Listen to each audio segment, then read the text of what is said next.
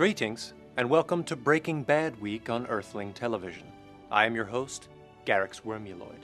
Today's artifact is season number 2 of Breaking Bad, starring staunch pro-dentite Bryan Cranston. In season number 2, Walter White and Jesse Pinkman are still at it, despite their enemy's best efforts. My original idea was to kill off Jesse at the end of the first season. Unfortunately, the drug trade is turning out to be a real handful, thanks to an untimely dispute with middle management. Once the federales start closing in, our boys decide it's time to double down. You still want to cook? And lawyer up. Conscience gets expensive, doesn't it? While Walt distracts his family with tantalizing nudity, Jesse moves into a new apartment with a very accommodating landlord. Guess the B in apartment 23 stands for bow chicka bow wow. And after crushing some tail, the best way to unwind is by crushing some head.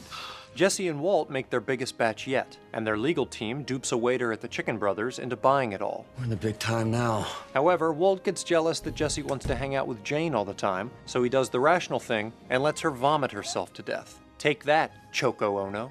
Not to be outdone, 2 planes vomit all over everybody. Season number 2 of Breaking Bad finds Jesse and Walter struggling with their identities. Big deal.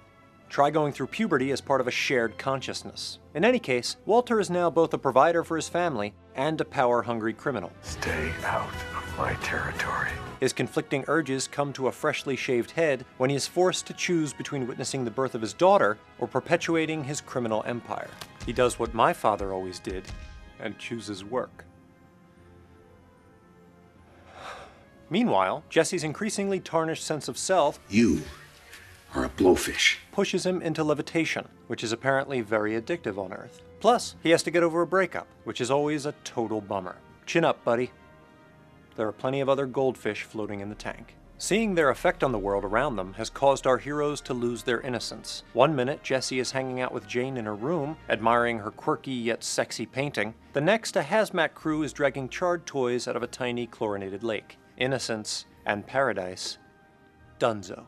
And the feeling is contagious. Practically the entire city of Albuquerque is choosing the darker path. Even Walter's sister-by-law Marie dabbles with kleptomania, or the stealing of klepts. And in accordance with family tradition, she uses the ends to justify the beans. People sometimes do things for their families. One of the only Breaking Bad characters without a dark side is Walter's brother-by-law Hank, who in some ways serves as a bizarro double for Walter White. He's Bizarro Jerry. Like Walter, he manufactures intoxicants, but only the boring kind. Schrader Brow. Homebrewed, silky perfection. And whereas Walt is more or less unshaken by his criminal exploits, Hank gets rattled by the violence of his job, even turning down a promotion because of a mix-up at Bring Your Pet to Work Day. Despite his macho cheese exterior, Hank is really just a cuddly teddy bear. No, not that one. There. Much better. Throughout much of season number 2, Walter and Jesse find themselves separated from the ones they love, which is hard enough without being reminded by thematically appropriate artwork. They yearn for the stability of the past, when thematically appropriate artwork was all the rage. You can make everything go in reverse. Sadly, neither Jesse nor Walter can turn back time, because that technology is kept under lock and key by the Space Guild. Instead, they find a sort of Foster Farms family in one another. But is their codependence a byproduct of fate?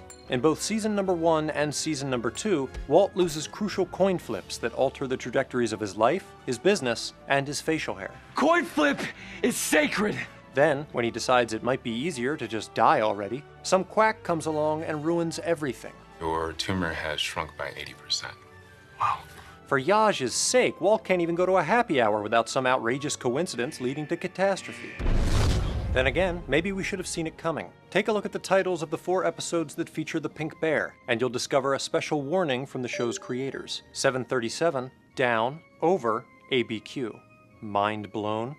Well, check this out. If you take 2 other episode titles, they form Breakage Peekaboo, which is the name of my band.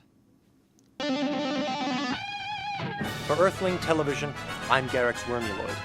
And remember, keep your tray tables and seat backs in the upright and locked positions.